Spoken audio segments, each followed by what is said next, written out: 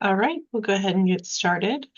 Welcome to our webinar for the Louisiana Evaluation System, also known as LES, which is our data platform for evaluation. We had a webinar yesterday for our system leaders, and now today we are working with our school leaders. And so just to give everyone a background, we have a team here that works on evaluation, which I'll introduce in a second. But it kind of worked at the right time that the new data system was already coming. LEP, it was coming from many different systems, while at the same time we were reimagining evaluation in our state. And so they both came together at the same time. And so here is where we are. And we hope that today in our webinar, that you can gain some information and also we can continue to support you. And so for our team, we are led by Dr. Arthur Jofrion. He is not here. He's at Bessie today. He is our Deputy Assistant Superintendent of Educator Talent and Workforce Development. I lead the educator preparation and accountability team. And on my team, I have two amazing ladies. So we have Miss Lori Pinasaw, who you are familiar with everything training and policy around leads. And then Miss Keisha Thomas, who is over everything for our platform, our data, and who is going to lead us today for our webinar. And so with that, I will hand it over to Keisha to get started. Perfect. Thank you, Rebecca. Good afternoon, everyone. Just want to welcome everyone to today's webinar. Thank you so much for being able to join us today for this webinar, and to take a glimpse into LES. And at the end, we will explain to you how you will be able to get a copy of the slide deck from today and along with the additional resources as well. Today, we're going to provide just a general overview of the Louisiana evaluation system, which is part of the Louisiana Educator Portal. And the LEP contains LES, as you see here on the screen. We're asked that you place any questions you may have in the chat.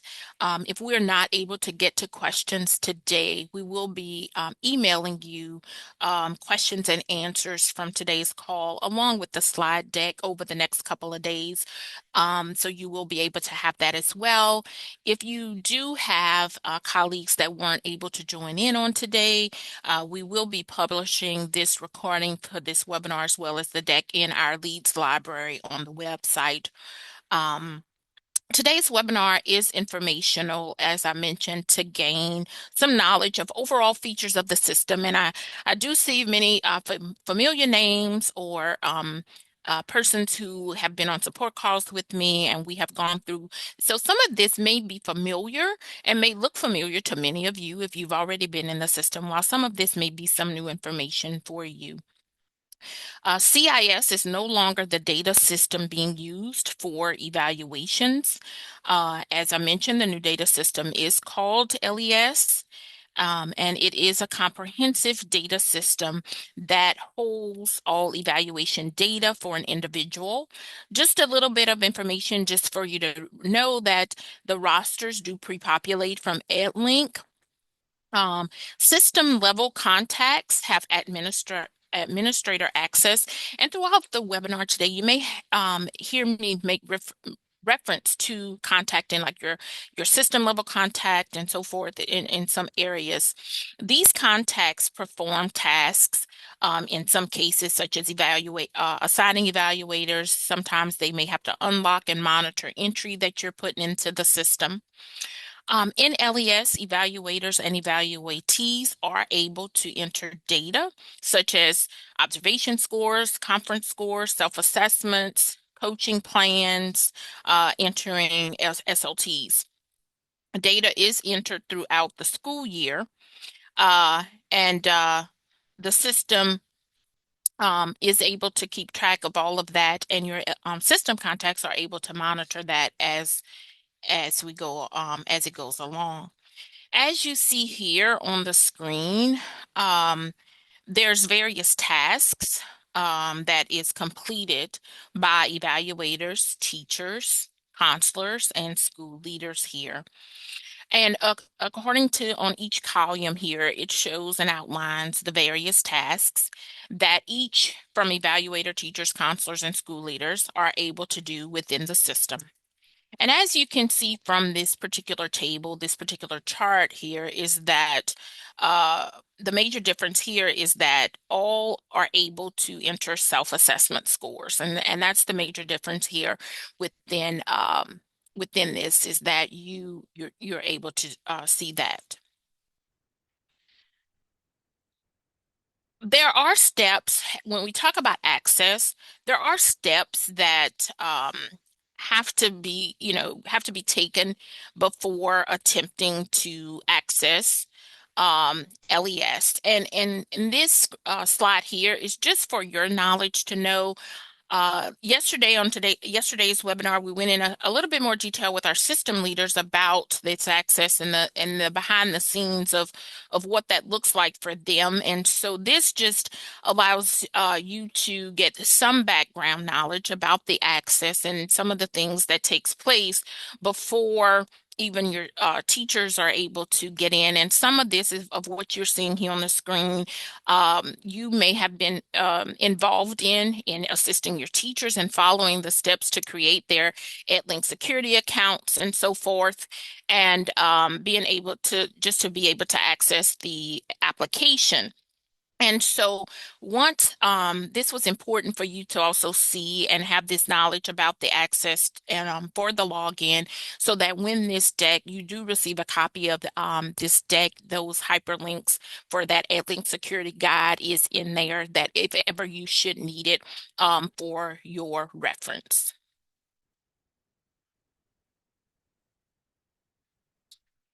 So for the rostering process, as we go on to the next slide, you'll see here that staff rosters are derived from E360 site assignments. Some of you may look at that and be like, I have no idea about E360 site assignments, but your LES system contact like your data managers, security coordinators, those people within your school system know or have that information about these staff rosters. But most importantly, as a school leader, if you are missing staff from your rosters, or if come across that you're missing an employee at any time from your roster, be sure to let your LES system contact know, and then they are in touch with us to be able to let us know so we can assist them in getting that rectified. There are permissions and roles, and many of you as system leader probably had to go through that process of selecting the permission and role. And so we're going to go over these just again for your awareness and your knowledge of the types of roles um, within the system. As the updater role, and that is for users who will be making modifications to evaluations, those who assign evaluators, and those who are required to see any evaluation data. For the LES view role, we want to keep in mind that I know when we think of the word view, sometimes we think of it as a read-only, but this role is not a read-only type role. This is for users who need the ability to enter evaluations, verify evaluations are being completed, and those that need to see evaluation data. As I mentioned, this is not a read-only type role, and this view role does allow for evaluators to be able to enter evaluations. Just so you are aware that teachers do not need to request permissions, but they must have that active EdLink security account to be able to get into the system. Now, keep in mind you would want to check with your LES system contact to ensure that the correct permission is being requested. The proper permission request is a school system decision. So you just want to double check with your system contact to be sure that, you have the correct permission and that you have requested the correct permission.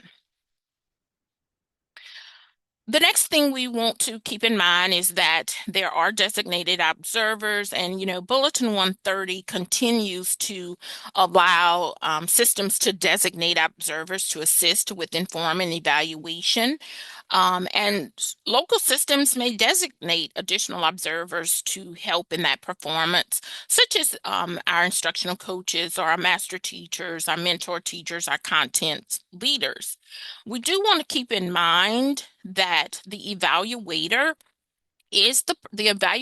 listed in the system is the person who will be able to enter the observation data into the system. Although a designated observer may be assisting with this evaluation process, they are not able to enter the data into the evaluation system. We also want to keep in mind that our designated observers must attend training and pass certification assessment before observing, as many of your designated observers, went through the training this summer and took the test and all of that. So we want to keep that in mind as well. And as I mentioned again, all ratings must be entered into the data system by the evaluator that is listed in the system. As only the principal or assistant principal should rate educators on that professionalism survey. So we just want to keep that in mind.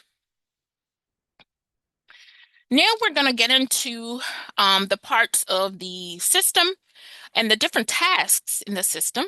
As a school leader that you're involved in. And as I mentioned, many of you some of these screens that you're going to see coming up may look familiar, while some of it may not look as familiar to some people. But if you have started putting in observations and things, some of this is going to look familiar.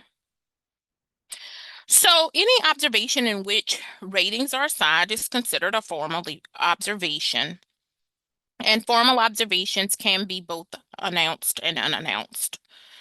And so entering in our formal observations, we want to keep in mind that we enter the pre-conference date for our announced formal observations. This is also where we are able to enter our scores. We are able to provide those reinforcement and refinement areas, as well as enter in our evidence, as well as that post-conference date. So on this screen, it shows you here that anytime you will see a plus sign, we know that that is when we're wanting to add an observation for an employee. And as this is shown on the screen, this is where we would select add to generate a new observation for an employee that we would want to start. This pop-up box comes up for us to enter in the observation information for an employee. And here we would complete the required fields of the observation to describe the circumstances of your observation here. Okay. Please note that you will need to complete at minimum the required fields in order to even begin the observation. So here, as you can see, the completed fields are, the title, the class description, the observer. It allows for student count, our course category, which is a drop down, the grade.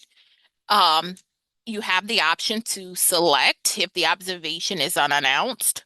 If that box for unannounced is checked, you'll see on the next screen that when we check unannounced, that pre-conference date is no longer displayed at that point. So after we put all that information in, then this is where we get into the ratings of our scoring domains here. And along the top, you can see the various tabs for us to start providing those ratings and scorings. Okay. You are able to rate each domain, and our stars are highlighted based upon the rating that you select. Now, I want to also mention here that if you are a legacy system, for example, if you're using a legacy system or you're using an alternate pre-approved rubric, you will not see that actual rubric being displayed in the system like what we're showing here.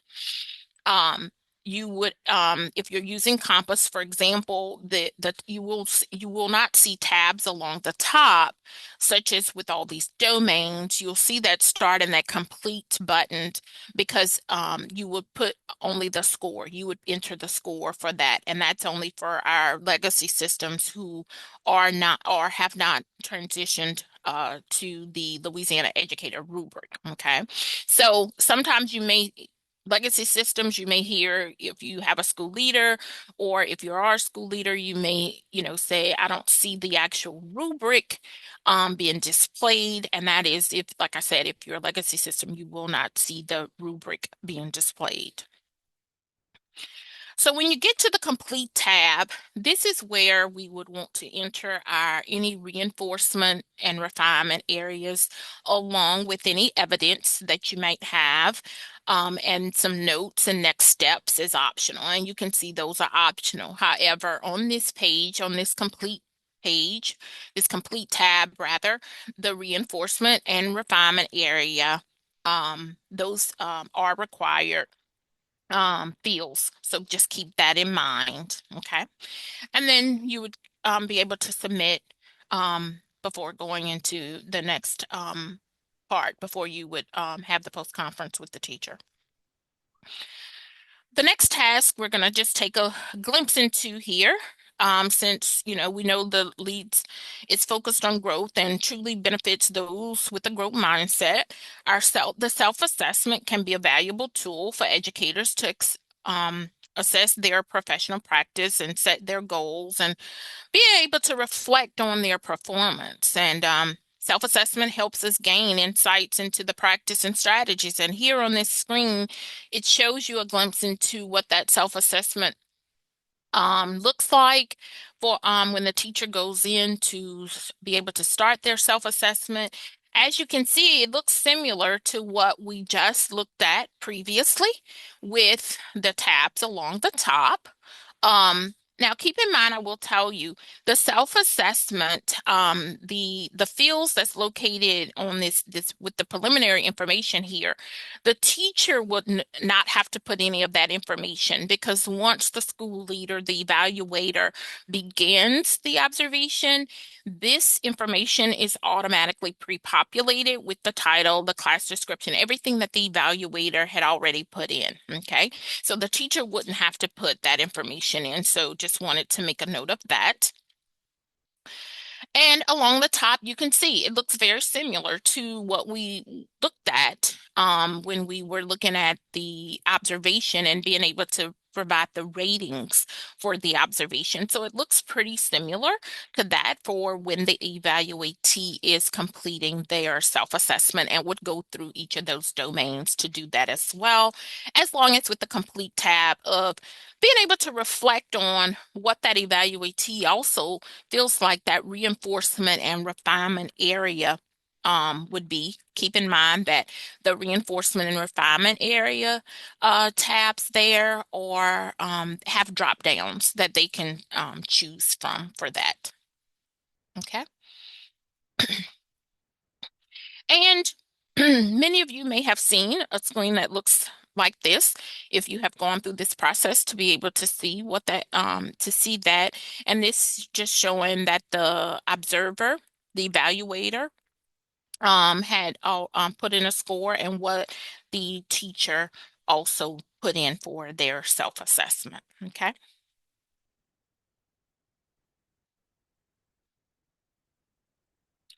This is a sample to show that the PDF print screen of that PDF that you're able to download that shows this is just a snippet of what it shows that evaluator score along with the self-assessment score. Now let's Keisha, take a Keisha, I'm sorry. I just want to say something right quick on this screen. Coming soon, they're going to add an overall score here. So it's going to show you, taking into account that the evaluator score is worth 90% and the self-assessment is worth 10. And it's going to soon be showing you that overall score on this same screen. And it is also going to start showing on the PDF soon as well. Sorry, Keisha. No, thanks, Lori. Yes, thanks for adding that in as we have been having some discussions about that as well. So thanks for adding that in. Now let's look at that task of post-conference. And this is, you're getting ready now to have that post-conference with the teacher. And we're going to keep in mind that that would happen not more than 5 school days following the date of the observation. And this is where the evaluator will share that feedback and any of those recommendations that are used to help to develop that professional growth plan, to help develop that coaching plan. Okay. So that's where that comes into play. Okay. And this is where, like I mentioned earlier, your reinforcement and refinement areas, what those that are listed for the reinforcement and refinement areas, those are the things that's mentioned previously on the previous slide that will be used to develop that professional growth plan. Okay. So just some notes to keep in mind is that the observation can be saved and edited until the post-conference date is entered and the observation is complete. Okay. The reinforcement and refinement area have to be selected from those drop-down boxes and the evidence in the field boxes. The notes and the next steps, as you saw on the previous screens, or listed as optional. So then the next task is that coaching plan, that professional growth plan. That's another task. And so we want to keep in mind that um, once we have completed that observation and provided those reinforcement and refinement areas, and we have gone through with that teacher of what that would look like, that starts to help us develop that plan. But there are some steps that we, as the evaluator, that you would take before the evaluatee can link the coaching plan. There is no upload for a coaching plan. It is a link. It can be a link if you use a Google Doc. It could be a link to a PDF. It could be a link to something you have in OneDrive or Word document or whatever you choose, because we want to keep in mind that this plan is continually being worked on and added to throughout the school year. Okay. And so in order to do that, we want to be able to prepare and set it up to where that coaching plan can be attached to that observation, so the teacher can put the link. Now, if the evaluator is trying to put the link, you may have tried to put the link to the coaching plan and you didn't see a save button, or something to that effect. And that is because the link has to be placed in by the teacher, by the evaluatee to put that. Um, we want to keep in mind that that plan is a living document, as I mentioned, and it is to be revisited throughout the school year. So to add the formal observation to the coaching plan, as we see here, is where we click on that Add Formal Observation button. And once you do that, then a pop-up box comes up. And that's where you're able to select the observation. And once you press select observation, then the title of the observation will come up. And then your teacher is now ready to be able to put that link there. Okay. Once the teacher puts the link to the coaching plan there, the way you will know as an evaluator that the teacher has placed that link is you will see something like this other box, that secondary box that says add informal observation, because then that signals to you as an evaluator that the teacher has placed the link there. you and your evaluatee have developed that plan. The link has been placed there, and now you're able to start conducting an informal observation as it relates to that to see if how well the teacher is progressing with working on that goal that you and the evaluatee set during that coaching plan process. Okay. And so when you're able and when you're ready to do that informal observation, it just allows you to put the date. And then at that point, you would put a refinement area that may have developed from that informal observation, along with any notes that you may want to put there. Another thing that just want to reiterate that I don't think I mentioned so far is that, and many of you probably in support calls or calls that you or resources have realized that the system does not house any of your scripting notes or any uploads or any of that. So you would want to check with your system to see if there's a process or procedure in place of keeping up with your scripting notes that you may have from your different observations, or if there's an area that will be housed for all of that. Okay. Okay. So the other task within the system is also for student learning targets. And for our student learning targets, our evaluatees are able to put in their title, they're able to put in their student learning target, along with their interval it is, their course category, and all that pertinent information.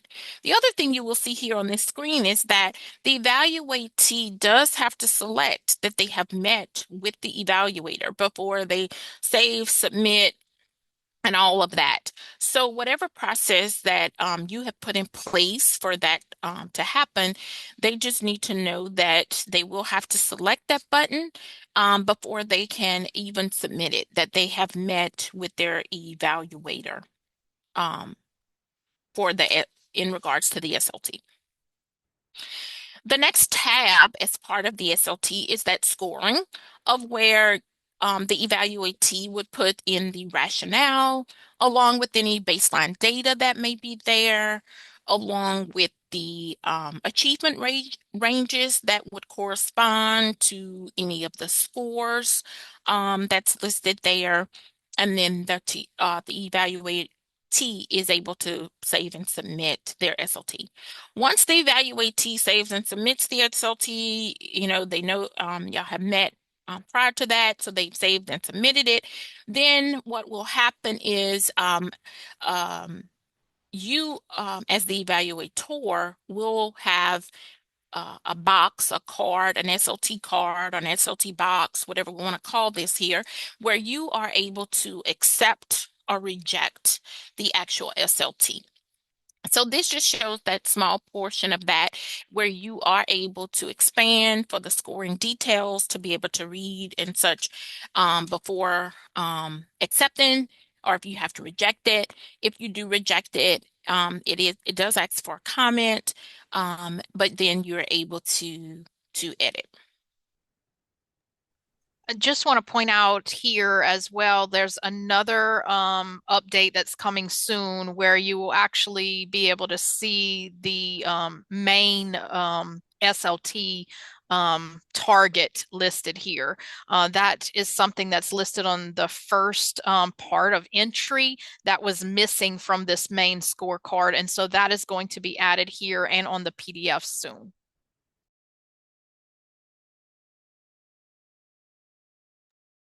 Yes. Thanks, Lori, for interjecting all the updates that and enhancements that we've been talking about, and that's coming. We appreciate that. All right. We're going to look into that leader and counselor conference.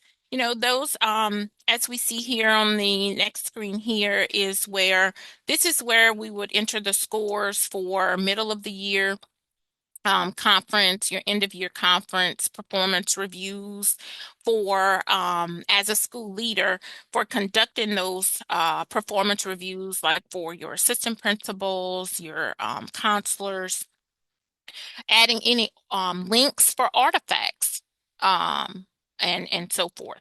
Okay.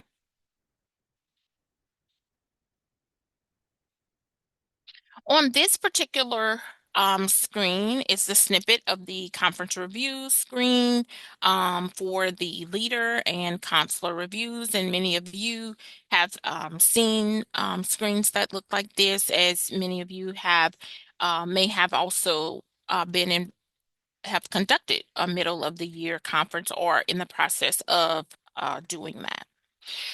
You are able to score domains. Again, you see some similarity as you saw in some of the other screens, the similarity of having those domains listed across the top and being able to score those. And then, as always, it's always that complete tab that allows you to put in any reinforcement or refinement areas within those tabs.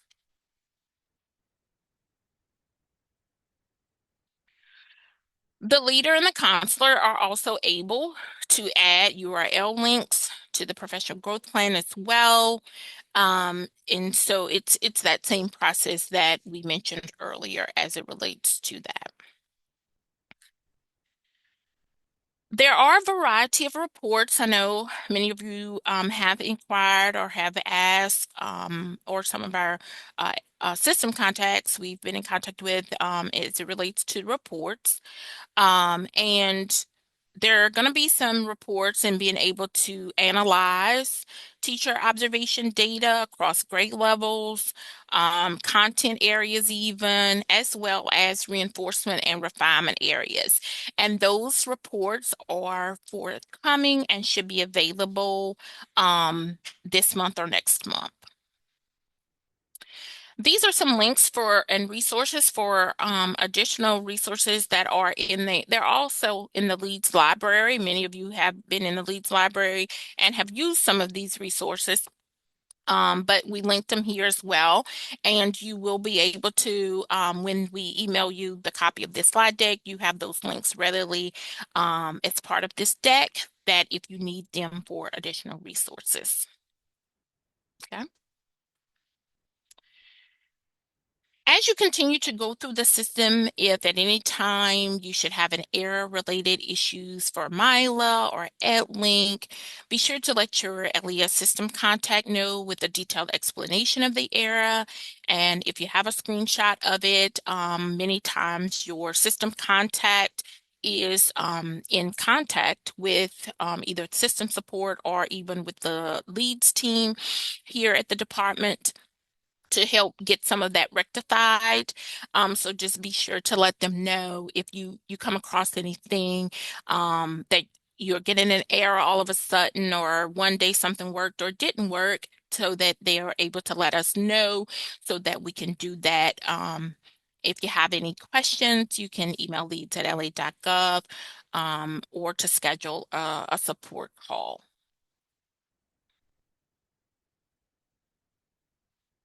At this time, I know I've been talking and going through, but I don't know if anybody else was looking in the chat. Also, while we are doing that, if you can, if you hadn't put your email address in the chat, feel free to do that. As like we mentioned, we will be emailing you a copy of this slide deck along with any questions and answers that are not answered on the call today. You will get that along with the slide deck. Yeah, and Keisha and Lori, if y'all wanted to take a second to read through some of the questions in the chat, some we may be able to answer while we have a little bit of time. There is one talking about the middle of year self-assessment for counselors and leaders. We were notified today about that, and we are working on looking into that issue right now. So we'll get back to, hopefully we'll get that fixed by the end of today or tomorrow.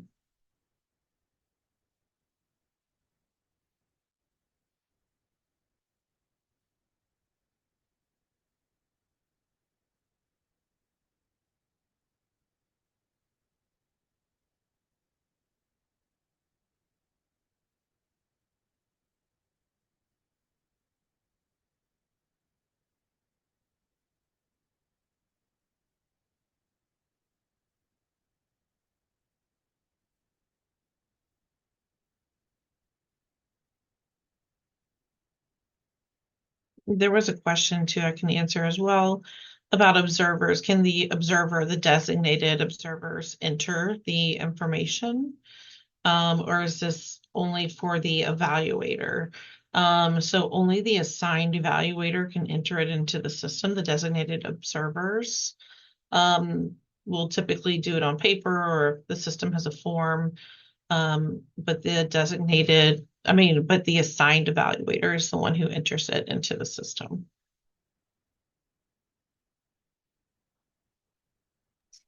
I did see a couple of times someone asking about principals being able to see staff that they are not assigned as the evaluator for. This is the view access that Keisha spoke about earlier. In order to see all evaluations on the staff, then the leader needs to gain view access.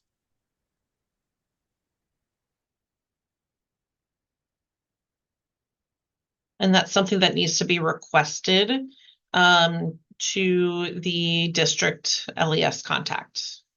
They are the ones that can make that change for you.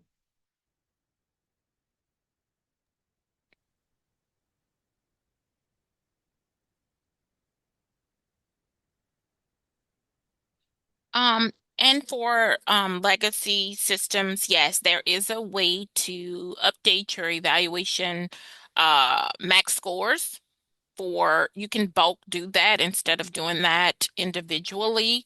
Um, we do we have notified the developers that the names for you to be able to bulk assign isn't coming up. So they do have ticket in to get that rectified for you. But there is a way to be able to do that. I think that's Marina. Marina, if you would email me and I can send you those steps if you need them for that. I But right see a now, you might not be able to see all your people um, as they're working on it. I see a question about once you enter a teacher score, can the teacher see their score at that time? The teacher will not see their score until you enter that post-conference date and submit. So when you are first entering that information and saving it, that just triggers for the teacher to enter their self-assessment, and they will not be able to see your scores. But once you enter that post-conference date, then they will be able to see those scores. So do not do the post-conference part until you are sure that you have entered all the correct information and you're ready to meet at that time.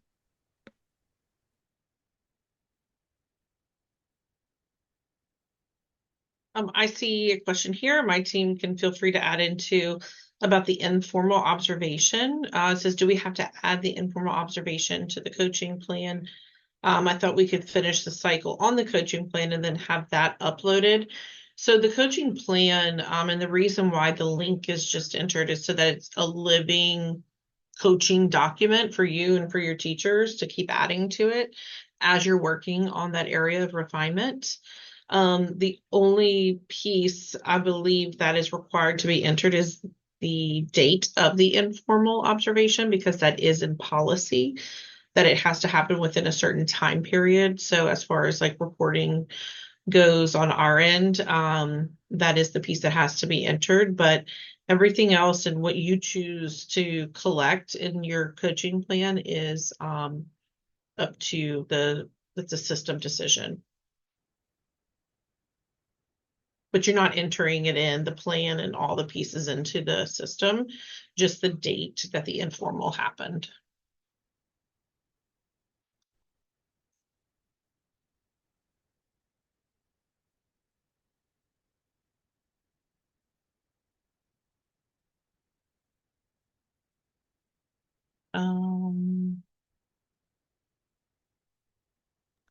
I see a question about class.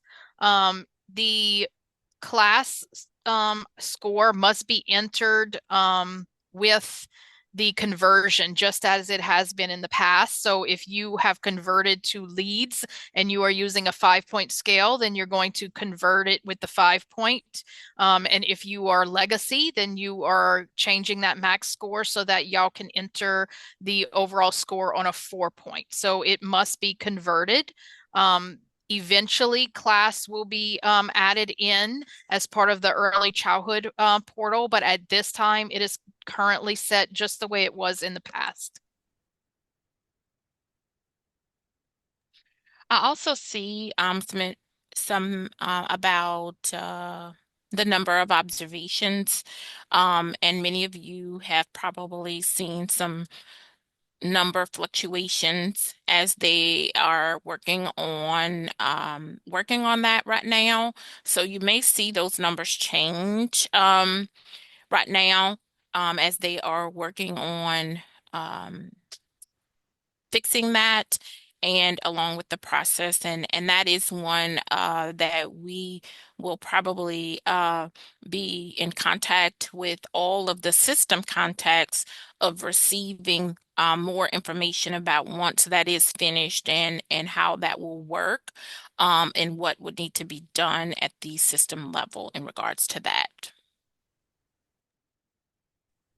I see a question about updating the max score. If you can do it for multiple rather than individually, you can do it for multiple. I believe this feature was working and something recently has been updated and it may not be, but it will be back up and running soon.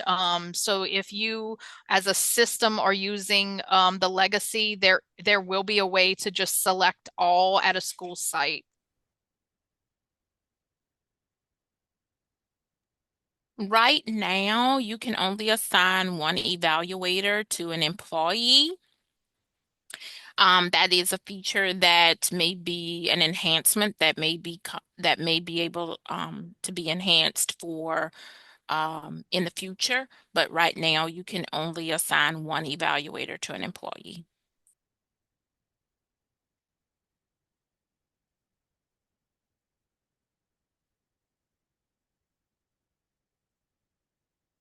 I'm not sure if we clarified about the legacy system. That's for those that are continuing to use their rubrics and everything from last year. So you're still following the old policy. So if you entered SLTs last year, you enter SLTs this year.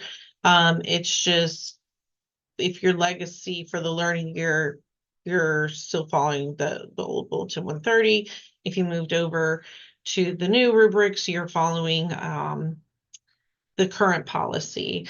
But moving forward, the next year, everyone will follow the new policy, even if there is a different rubric. Everyone will enter their information, follow the SLTs. It will be 5 points. So all of the new pieces that we see in Bulletin 130 will apply, even for an alternate rubric.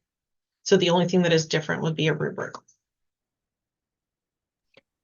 I see somebody asking if there's a counselor self-assessment form. There is no paper assessment form. That is done, as Keisha showed here, that is done directly in the system, just as the evaluator directly puts their scores in the system.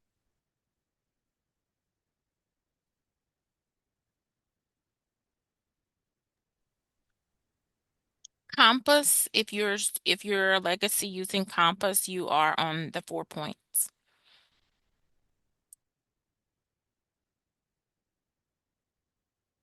I just want to add, continue to work closely with your LES contact at your district level, with your data manager.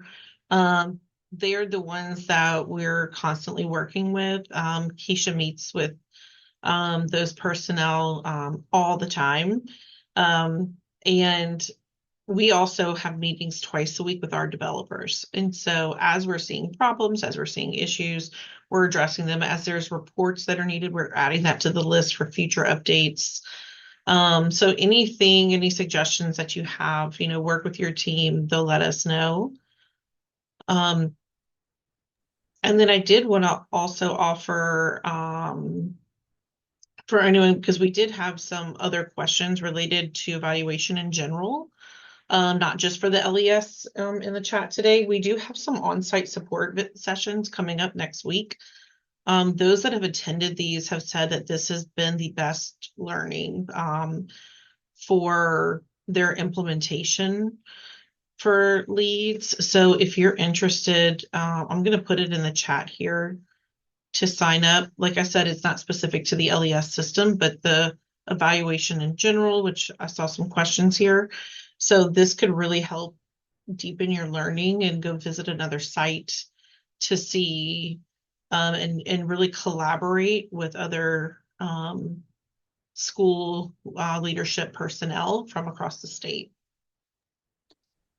I see a question. I know Keisha did mention that they are going to be updating the system for the number of observations required. But for now, if you have a teacher who has worked for 3+ years and scored a 3.5 or better, you just do not go ahead, just wait. Don't put that second observation. It's going to be updated soon. They are currently working on adding in those policy features into the data system.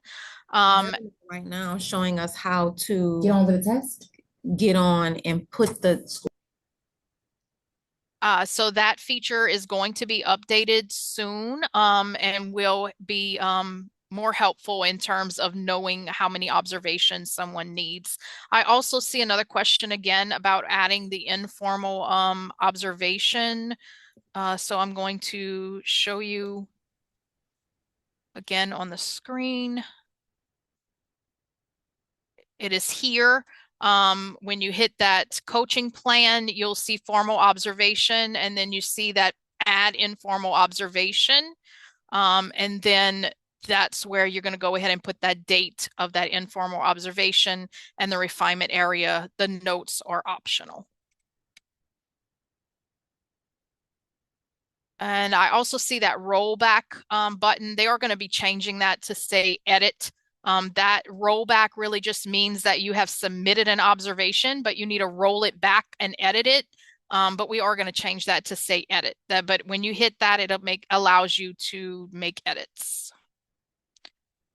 I see someone asking about SLTs on a 5-point. Only those who have transitioned to leads are using 5 points. If you are using Compass, then you at the system level should change it to max score 4 points, and then your SLTs will be on a 4-point scale.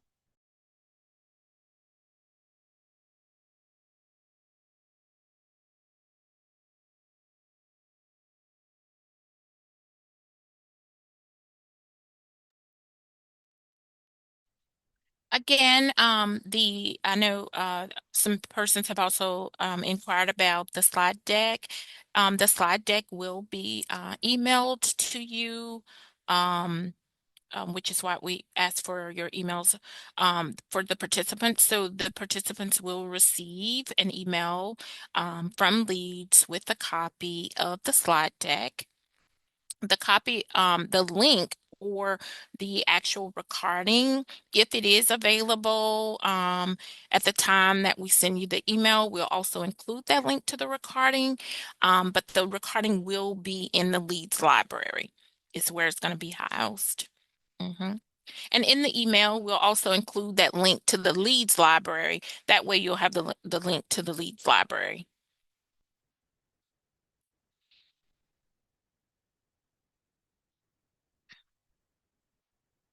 Thanks again so much for joining us today, and we will be getting that email out to you over the next couple of days. Keisha, I do see someone saying, to clarify, do we show up at a school campus or do we request support?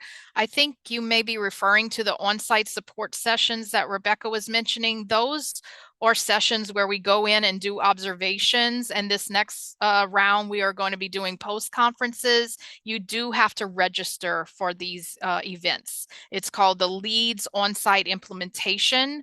And you must register to attend because we do have limited space. Okay, yes, and those you do report to whatever site is listed in Eventbrite for that.